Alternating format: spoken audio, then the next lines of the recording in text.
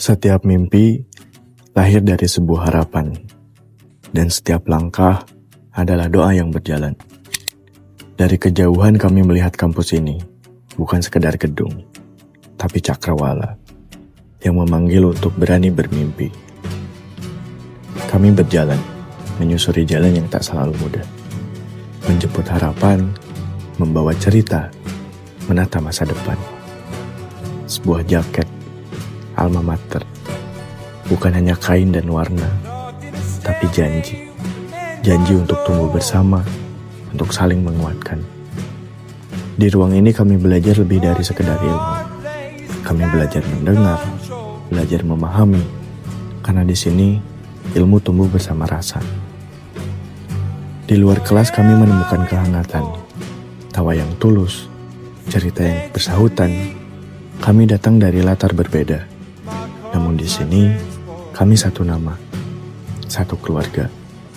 Inilah rumah kami, rumah untuk mimpi, rumah untuk harapan, rumah untuk kebersamaan. Kami adalah keluarga, because we are one.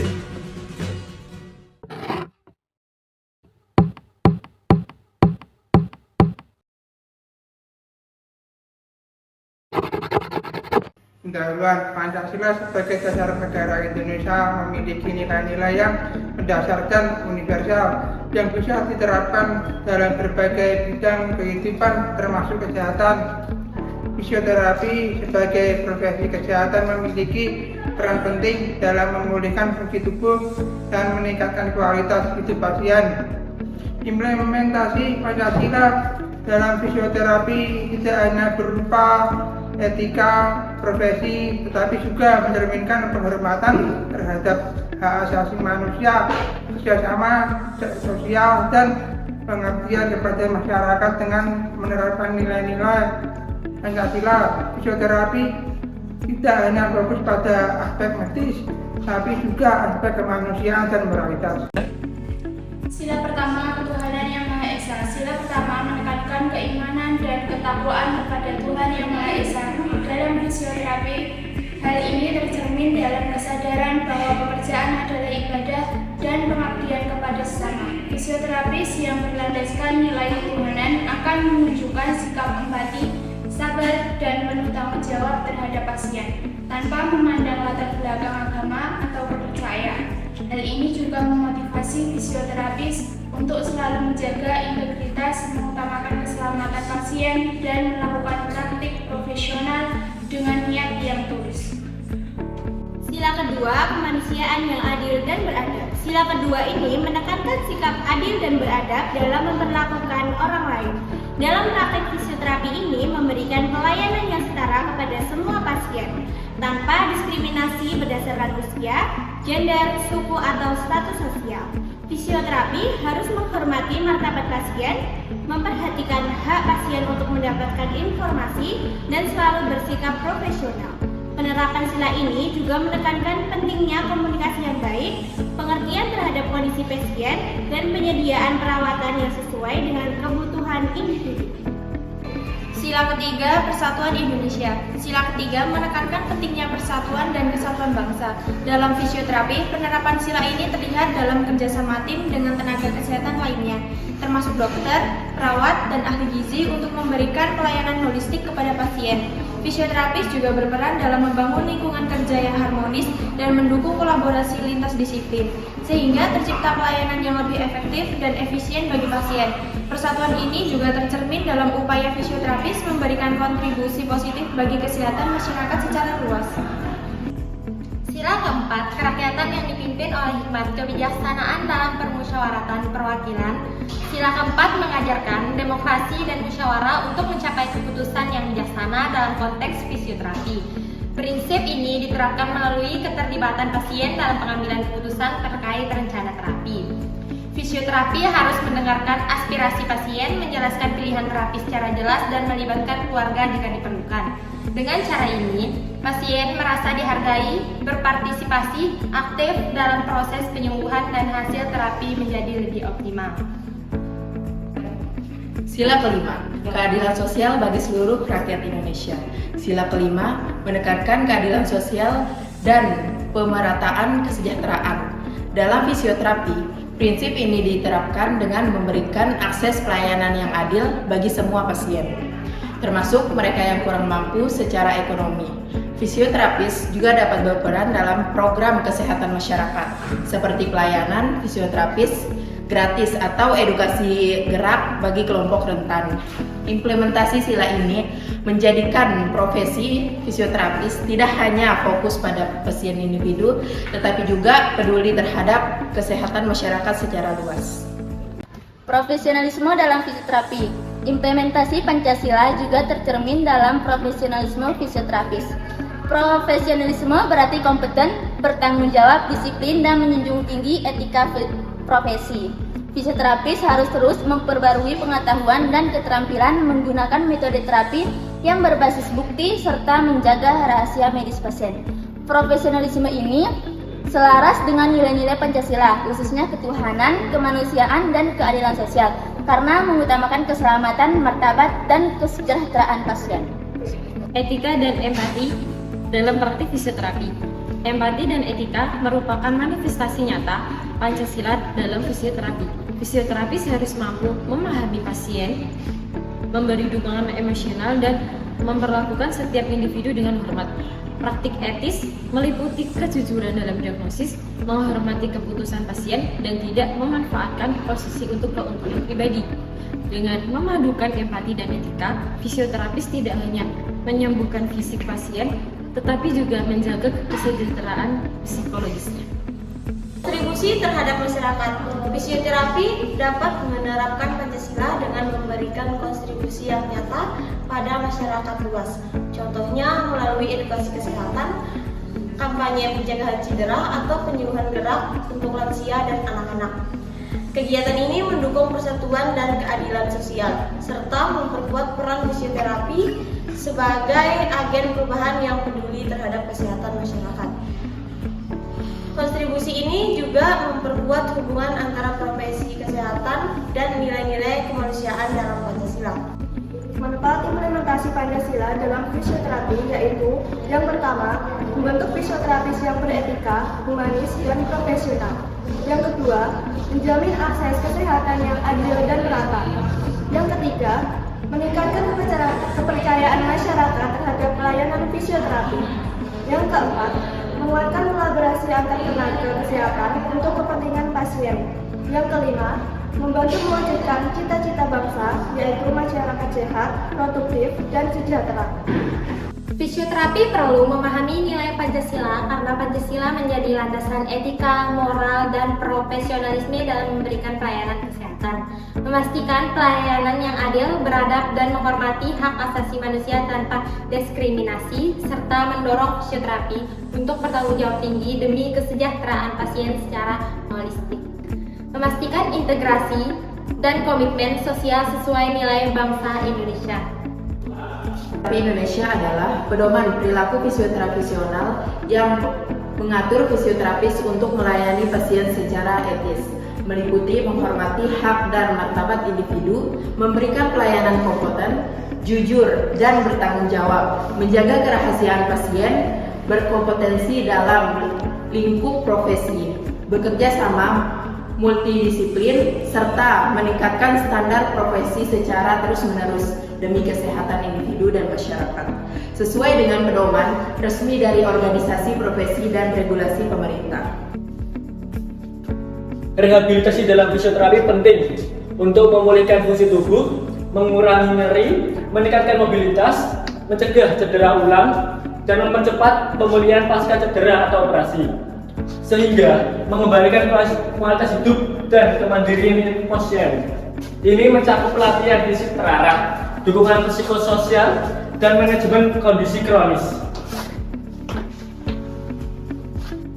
Hubungan terapis dan pasien dalam fisioterapi merupakan hubungan profesional, terapeutik, dan kolaboratif yang bertujuan untuk mencapai pemulihan fungsi gerak dan kualitas hidup pasien.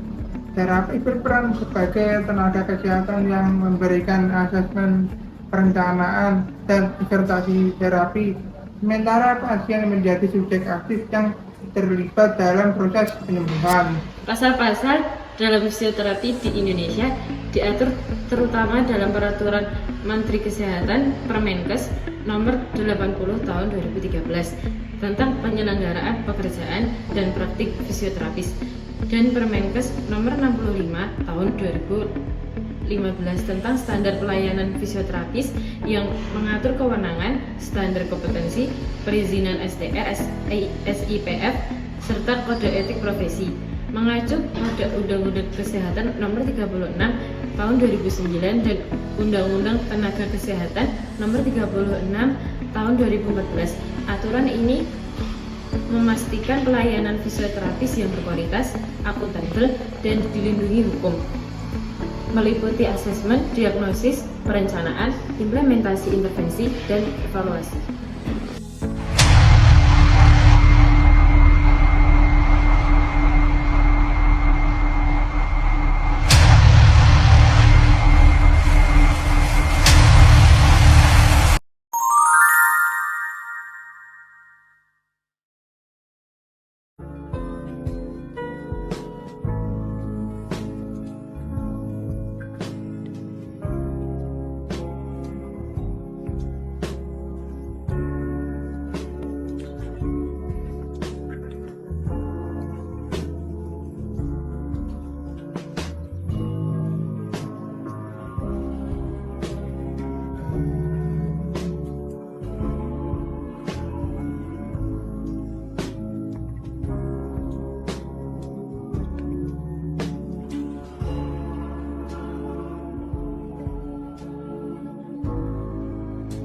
Selamat datang, silahkan duduk Bapak Ibu. Baik, ada yang bisa dibantu Bapak Ibu? Ini anak saya habis keselio, Mbak. Keselionya karena apa?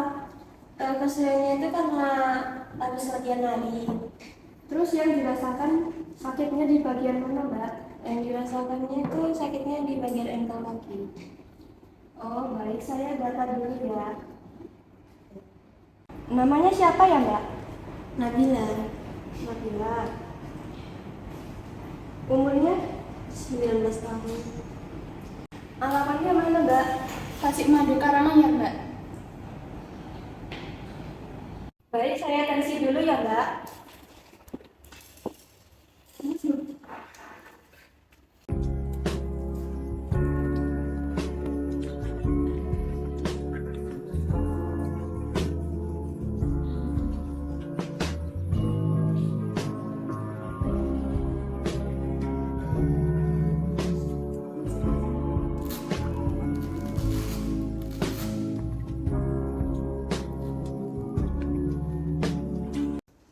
Baik, silakan berbaring di bed lurus. Saya panggilkan terapisnya ya.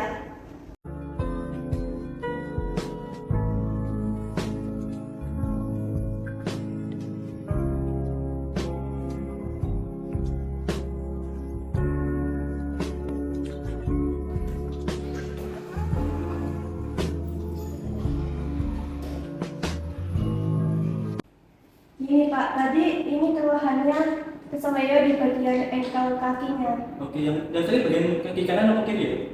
Kanan. Kanan. Oke, coba saya periksa dulu ya. Oke, saya coba periksa dulu ya. Bisa ya? Sakit ya? Enggak. Oh, ini sakit. Sakit. Iya. Oke. Baik Bapak Ibu, bisa ikut saya ke ruang saya.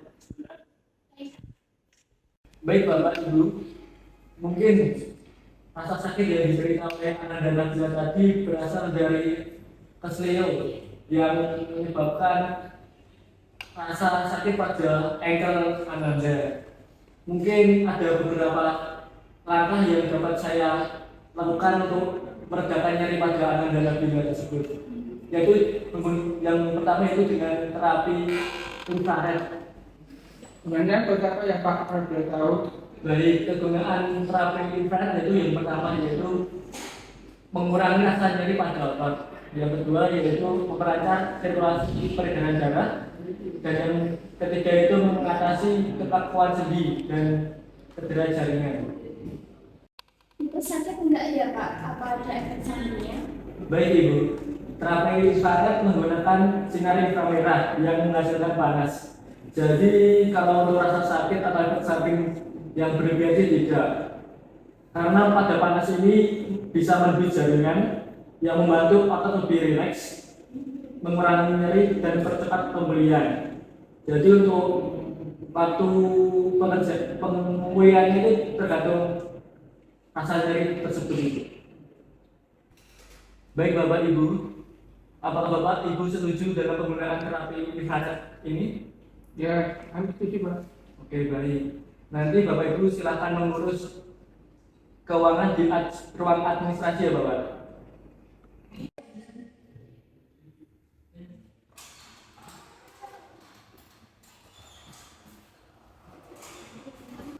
Baik Bu, ada yang bisa saya bantu? Kami mau membayar terapi sinar infrared, Bu. Tapi untuk terapi sinar infrared ini dari klinik kami itu membutuhkan biaya yang agak mahal. Apakah Bapak atau Ibu memiliki BPJS atau KIS dari pemerintah? Kebetulan kami mempunyai BPJS, Bu. Boleh saya lihat kartunya? Baik, saya cek dulu ya kartunya. Nanti bisa langsung terapi tanpa dipungut biaya sedikit pun, nanti gratis. Pelunasan administrasinya nanti bisa langsung dikasihkan ke terapisnya ya Bu. Boleh langsung ke ruang terapisnya. Baik, Bu. Makasih ya, Bu. Ya, sama-sama. Ini Bu data administrasinya. Baik Bu, nanti saya langsung konfirmasi ke terapisnya. Silakan tunggu di ruangan.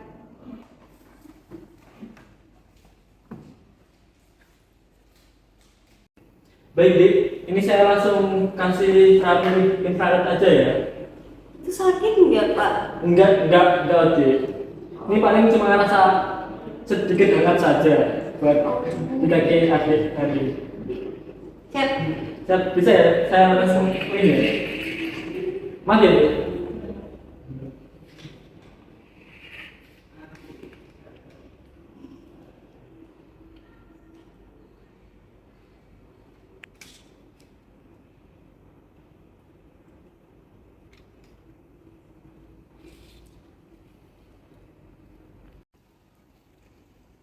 Tunggu sebentar ya, Dek. Untuk waktu penggunaan infrared ini menggunakan waktu 10 menitan. Tapi ini kok panas banget ya Pak? Memang Dek, untuk penggunaan ini memang menggunakan rasa panas. Ya, jadi tapi ini masih aman waktu. Oh. Tunggu sebentar ya, Dek. Baik, Dek, untuk penggunaan terapi infrared sudah selesai. Nanti kalau ada kendala-kendala itu bisa kesini lagi ya buat kontrol. Ayo kita pulang.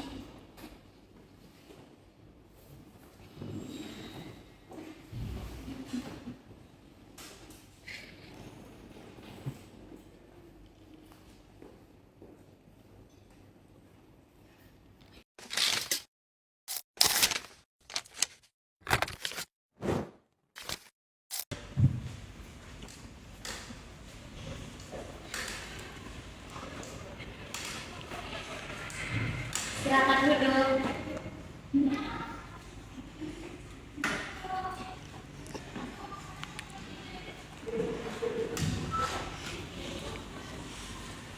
Ada yang bisa saya bantu? Mau kontrol pasca operasi. Baik, boleh saya lihat dulu? Silakan ke sana.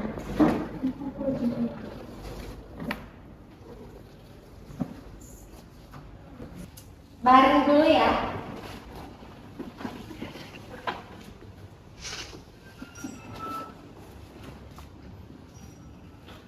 Maaf ya. Gerakin sendiri. Masih kaku nggak? Masih sedikit. Boleh saya bantu latihan jalan dulu? Iya.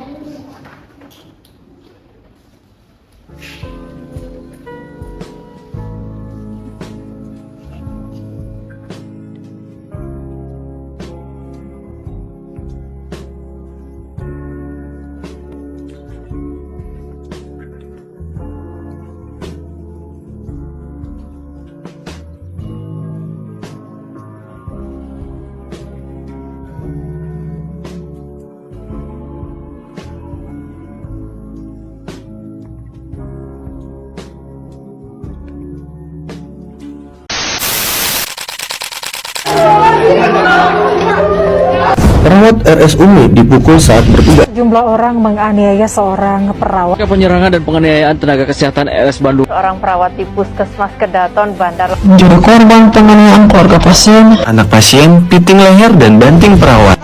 Buka masker jalannya, nah ini dokter ada. Dimaki dan dipaksa buka masker oleh keluarga pasien.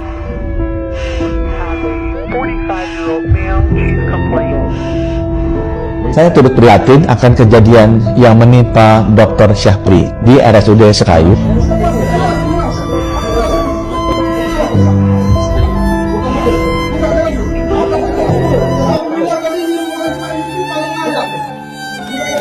Panggil tim Code Blue.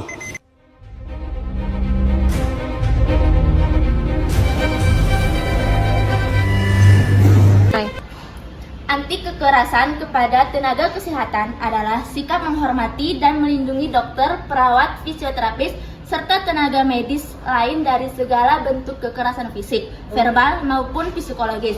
Intinya, tenaga kesehatan harus diperlakukan dengan aman, sopan, dan bermanfaat agar mereka dapat memberikan pelayanan terbaik bagi pasien. Anti kekerasan dalam fisioterapi berarti semua tindakan terapi dilakukan dengan aman, penuh empati, dan tanpa paksaan. Terapis tidak boleh memaksa gerakan yang menimbulkan nyeri berlebihan, tidak menggunakan kata-kata kasar, dan harus menjaga kenyamanan psikologis pasien. Prinsip ini menekankan penghormatan terhadap martabat pasien, komunikasi yang baik, serta latihan bertahap sesuai kemampuan agar rehabilitasi berjalan efektif dan manusiawi. Kesimpulannya, implementasi Pancasila dalam fisioterapi berarti mengintegrasikan nilai-nilai luhur bangsa ke dalam praktek profesional dari sila pertama sampai sila kelima. Fisioterapi diharapkan mampu menunjukkan empati, profesionalisme, keadilan, dan rasa tanggung jawab terhadap pasien dan masyarakat. Dengan cara ini, fisioterapi bukan hanya sekedar profesi, tetapi juga wujud nyata pengamalan Pancasila dalam kehidupan sehari-hari yang berorientasi pada kesejahteraan individu dan masyarakat secara adil dan manusiawi. Heart beats fast, colors and promise.